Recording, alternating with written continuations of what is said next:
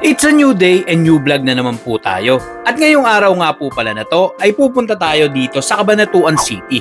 At papasyal nga po pala tayo sa isang historical place kung saan po pinatay si Antonio Luna. Dito po yan sa Plaza Lucero. Shine bright up all night, we're never slowing down. Fall in love, drunk mistakes, we're bound. Sa video po natin ngayon ay pupunta nga po pala tayo sa Plaza Lucero at sa Cabanatuan Cathedral kung saan po pinatay si Antonio Luna. At konting history po muna tayo. Si Antonio Luna nga po pala ay pinanganak noong October 29, 1866 sa Binondo, Manila at pinatay po pala siya noong June 5, 1899 sa Cabanatuan City. At ang pumatay nga po pala sa kanya ay mga miyembro ng Kawit Batalyon na under po kay Captain Pedro Hanolino. At kilala nga po pala sila na Presidential Guards ni Emilio Aguinaldo. At tinatawag nga po pala siyang General Artikulo 1, Taga-Ilog, at the Fiery General. At siya nga din po pala ang kapatid ni Juan Luna na nagpinta po ng sikat na espolarium. At matatagpuan nyo nga po pala ang Plaza Lucero sa harap ng St. Nicholas of Tolentino Parish. At nasa gitna nga po pala siya ng 4 na street. Ang una po ay ang General Luna Street, Del Pilar Street, Paco Roman Street, at Rizal Street. At mabanggit ko na nga din po pala na dati nga po palang napabayaan ang Plaza Lucero na ginawa na lang po itong parking lot, pero po noong April 21, 2022 ay na-renovate po ito. At ito na nga po pala ang newly developed na Plaza Lucero. Sa kanan po natin mayroon po siyang fountain. Sa kaliwa naman po natin ay mayroong playground at mayroong mga benches. So dito naman po sa tapat ng simbahan ay katapat po niya si Antonio Luna na kinulaya naman po ng kulay gold at white naman po kung saan siya nakapatong. At dito po siya talaga pinatay. At sobrang ganda nga po pala ng development sa park na to. At FYI nga po pala, si Antonio Luna nga po pala ay isang sharpshooter at nag-organize nga po pala siya ng isang professional guerrilla soldier na tinawag na Luna Sharpshooters or Blackguard. Kasama po niya si Miguel Joaquin. At ito nga po pala ang nagpahirap sa mga Amerikano kapag nakakaharap nila si Antonio Luna. Siya nga po pala ay isang army general at isang pharmacist at namatay po siya sa edad na 32 at nakapag-aral po sa Ateneo de Manila at Santo Tomas. At tingnan naman po natin kung sino yung mga hero na nandito. Ito po pala si Apolinario Mabini. So mayroon pa po dito sa kabila. So ito naman po si General Antonio Luna. So dito naman po sa pangatlo.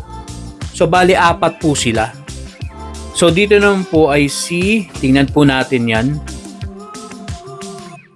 Pedro Paterno. So sa kabila naman po is check po natin.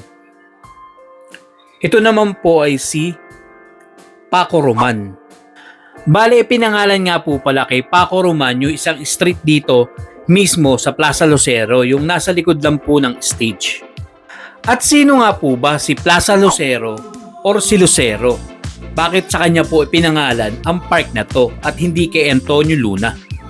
Si Santiago Lucero nga po pala kung saan pinangalan ang Plaza Lucero ay ipinanganak po siya noong December 29, 1870 sa Santa Isabel na isa pong barangay ng Malolos, Bulacan. At naging gobernadorsilyo nga po siya or mayor ng nasabing bayan sa panahon ng mga Kastila. At during nga po ng Philippine-American War, si Lucero nga po pala ay nakipaglaban bilang isang Philippine Revolutionary Army na laban po sa mga Amerikano sa Battle of La Loma in 1899 and nahuli po siya at nakulong hanggang 1901. At pagkatapos naman po ng Philippine-American War ay nagtrabaho nga po pala siya ng Registrar of Deeds sa Nueva Ecija and later po naging fiscal po siya sa probinsya and karatig probinsya na Tarlac. In 1922 nga po pala si Lucero is na-elect bilang Senate of the Philippines. Nirepresent po niya ang 3rd Senatorial District as a member of Democrata Party.